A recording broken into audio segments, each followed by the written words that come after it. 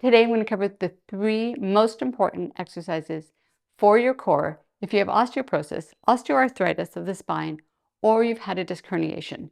These 3 exercises combined are going to allow you to reinforce such an important movement pattern. You've probably heard it from professionals, but you've never been taught how to integrate it so that you can learn this pattern for life. Shoulder girdle, pelvic girdle.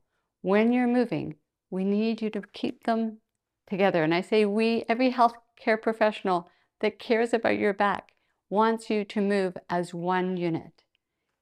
So often we keep our feet planted and we turn our upper body. That twisting is very problematic on arthritis, it's very problematic on disc, and also if you have osteoporosis, because that increased disc pressure can impact your bones. So we're going to go to the wall and we're going to learn to do a proper exercise, and I really encourage you to join me. The very first move is the plank, but I want to show you the essential characteristics of the plank that are crucial to learn it from the ground up, or I should say from the wall down. So first thing, feet are going to be parallel to one another, and they're facing the surface that you're going to be pushing against. And you notice I said pushing against because I don't want you just hanging there. Now, you can do this from your hands, but I'm going to, for today's purposes, do it from the forearms. Both are viable options when learning the plank. Now, when you bring your forearms to the wall, you are looking to create a straight line between your ear, shoulder, hip, and ankle. And I say that because I want the knees softened. And when you're here, it's really important that you're aware of your core muscles, that you're drawing your belly button towards your spine, that you're not feeling any stress whatsoever or gravity starting to pull you down. So this is really essential to draw the belly button towards the spine. Feel that secure tightening that you're doing to support your back. Now, the next thing that's really critical is not to let your head fall forward. It's where we tend to keep it too much throughout the day, but rather pressing the back of your head to the wall behind you. So think about that airspace behind you, and you're gently pressing your head back. All the while, you're gently pressing your forearms into the wall. So often I see people just hanging there, and then they tell me they're so uncomfortable in the plank. It's because you're not engaging your deep musculature.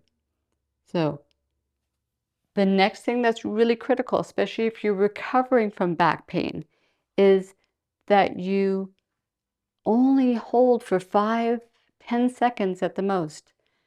There's studies that show that holding for longer can actually reduce blood flow to the muscles.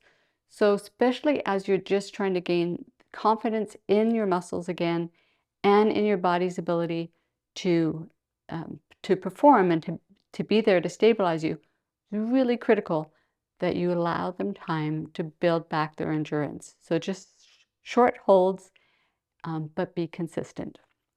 All right, the next move is going to be the 90-degree side plank. Again, a move that I see incorrectly taught. So I really want you to get the essentials down.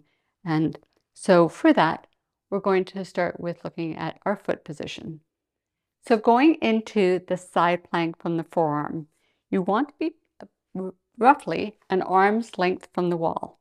Your feet are going to be now parallel to the wall. So if I'm following this line, I'm going to place the leg that's closest to the wall behind, followed by the other one. And they're about an inch apart between heel and toe. Now from here, I am going to rotate. I'm just going to practice that rotation. If you notice that I'm swiveling on my heels and I'm bringing my feet to a 45-degree angle. That's going to be the position of the feet when I do the 45-degree side plank.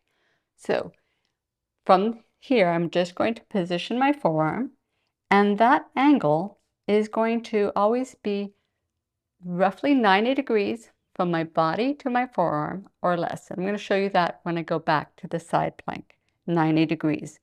So I'm swiveling on my heels. As I do that, or how I get there, is I have to press my forearm into the wall. I'm pressing into the wall, swiveling on to the heels. Good. Now here's the 90-degree side plank. You want your head in line with your sternum, sternum to belly button, and that line is just a continuum. So you're teaching your body and working the side obliques really hard. Now, the angle between the body and the upper arm is roughly 90 degrees. Just using a piece of foam that came in the mail, you could see how that angle is about 90 degrees. You don't want it to be greater than 90 degrees because that's going to put a lot of impingement on the shoulder. Just as we did with the full plank, I want you to be pressing that wall away from you. And that again is engaging deep muscles in the shoulder. And I don't want you hanging on the shoulder. So that's really critical. So you're pressing through, and at the same time, you're lifting your pelvis away from the wall.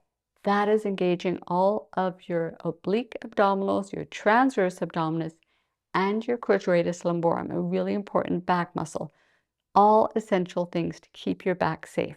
From the 90-degree side plank, we're going to learn the 45-degree side plank.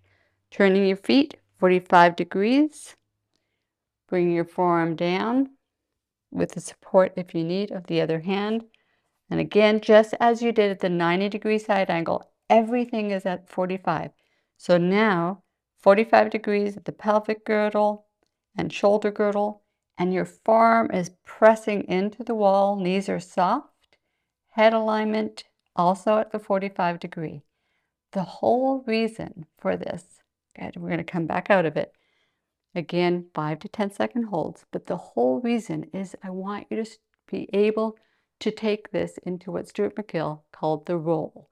And so if I go back to my full plank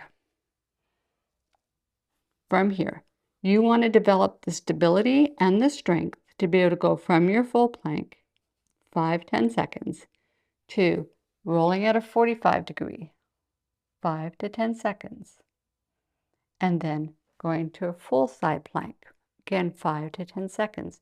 You're teaching your body to move as one unit. All the while, tongue to the roof of your upper palate is really helpful to take any stress off of your neck. Keeping your chin gently tucked, that nice alignment through your spine, and once more back to a 90 degree. You could take that all the way to the other side, 45 degrees and 90 degrees. 5 to 10 seconds each position, continually pressing the wall away from you, keeping your body in alignment, keeping your belly button towards your spine as you're keeping everything nice and tight.